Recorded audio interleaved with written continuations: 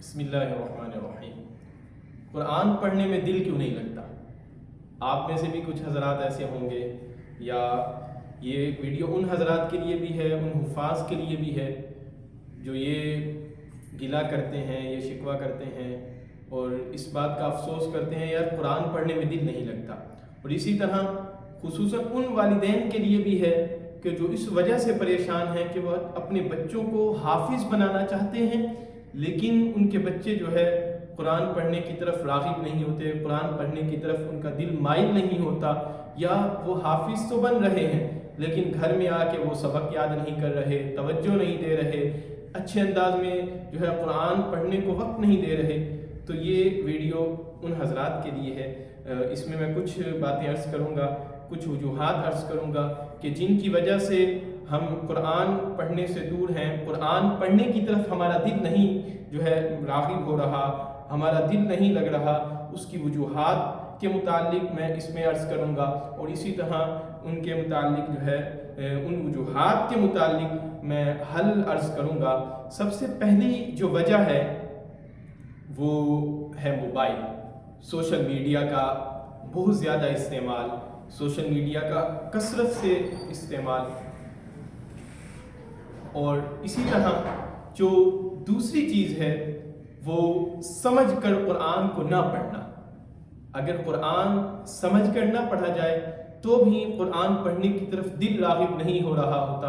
اگر قرآن سمجھ کر نہ پڑھا جائے تو سمجھ ہی نہیں آ رہی ہوتی کہ میں پڑھ کیا رہا ہوں، حالانکہ قرآن تو ایسی جو ہے نور علی نور کتاب ہے کہ یہ سمجھ میں آئے یا نہ آئے اس کو پڑھنے کا ثواب ہے، لیکن اگر سمجھ کر نہیں پڑھ رہے تو دل جو ہے ادھر ادھر کی طرف بعض اوقات راغب ہو جاتا ہے، مصروف ہو جاتا ہے، ذہن ادھر ادھر جو ہے مصروف ہو جاتا ہے، ادھر ادھر کے خیالات کی طرف انسان جو ہے مائل ہو جاتا ہے، تو اس سے بھی جو ہے ایک فرق پڑتا ہے۔ اور جو تیسری چیز ہے وہ ہے روٹین کا نہ ہونا۔ اگر آپ کی روٹین نہیں ہے تو بھی آپ قرآن پڑھنے کی طرف جو ہے مائل نہیں ہوں گے۔ اور چوتھی اور اہم چیز، اور جو ایک بہت بڑا جو یوں سمجھیے کہ ایک وجہ ہے قرآن کی طرف تلاوت کی طرف راغب نہ ہونے کی، قرآن پڑھنے کی طرف راغب نہ ہونے کی، وہ ہے گناہوں کا اثر۔ گناہوں کی وجہ سے بھی انسان تلاوت کی سعادت سے محروم رہتا ہے، اور یہ سب سے بڑا اثر ہے، اور اس کی کئی وجوہات ہیں۔ اپنی جو ہے آنکھوں کے ذریعے گناہ، کانوں کے ذریعے گناہ، جو اپنے آپ کو متقی بھی کہہ رہا ہوتا ہے، سمجھ رہا ہوتا ہے، اپنے ذوم میں، اپنے گمان میں، اس سے بھی بسا اوقات ایسے گناہ، ایسی چیزیں سرزد ہو جاتی ہیں کہ جو ہے گناہ ہوتی ہیں، تو ان سے بھی جو ہے بچنا ہے۔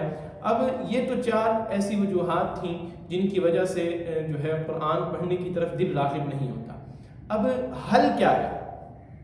سب سے پہلا حل 6 میں انشاءاللہ حل عرض کروں گا۔ سب سے پہلا جو حل ہے وہ ہے مستقل مزاجی سے پڑھیں، کم پڑھیں، بھلے کم پڑھیں آپ، لیکن مستقل مزاجی کے ساتھ پڑھیں، آپ روزانہ پڑھیں۔ اور جو دوسری چیز ہے، دوسرا حل ہے وہ ہے ترجمہ و تفسیر بھی آپ ایک دفعہ، کم از کم زندگی میں ایک دفعہ آپ مکمل ترجمہ و تفسیر پڑھ لیں۔ اور جو ہے خصوصاً جو حفاظ ہوتے ہیں، کئی سال ان کو تراویح پڑھاتے ہوئے ہو جاتے ہیں، کسی کو 10 سال، کسی کو 20 سال، لیکن وہ جو ہے ترجمہ و تفسیر کے ساتھ انہوں نے قرآن جو ہے نہیں پڑھا ہوتا۔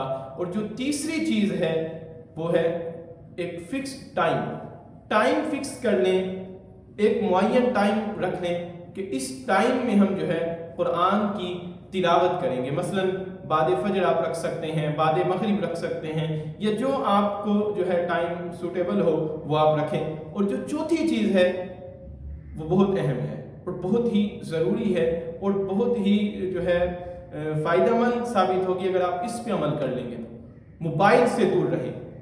ایک تو اپنی روٹین بنا لیں کہ کم از کم 1 گھنٹہ 2 گھنٹے آپ عادت بنائیں روزانہ آپ سے موبائل کو دور رکھ دیا کریں۔ اور دوسری چیز یہ کہ جب قرآن کی تلاوت کر رہے ہوں تو اس وقت آپ موبائل کو آف کر دیں، سائلنٹ کر دیں، یا آپ ایروپلین موڈ پہ لگا دیں۔ آپ موبائل سے اپنے آپ کو جو ہے اپنے آپ کو چھٹکارے میں رکھیں۔ اسی طرح جو 5ویں چیز ہے وہ ہے اپنے گول بنائیں کہ بھی میں نے 20 منٹ تلاوت کرنی ہے، 25 منٹ تلاوت کرنی ہے، ایک پارہ تلاوت کرنا ہے۔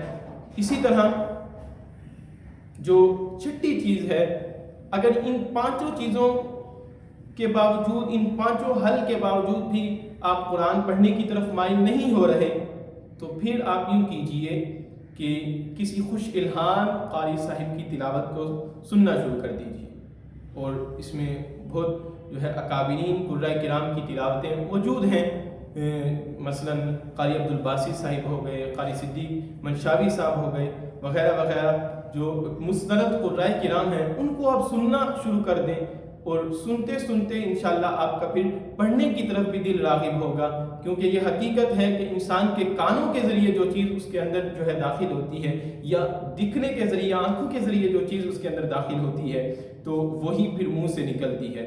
آپ اچھا سنیں گے تو اچھا بولیں گے، اچھا دیکھیں گے تو اچھا بولیں گے۔ اسی طرح جب آپ اچھا سنیں گے تو اچھا پڑھیں گے، اچھا دیکھیں گے تو اچھا پڑھیں گے، اس کی بھی برکتیں ملیں گی۔ اللہ پاک ہمیں عمل کی توفیق عطا فرمائے۔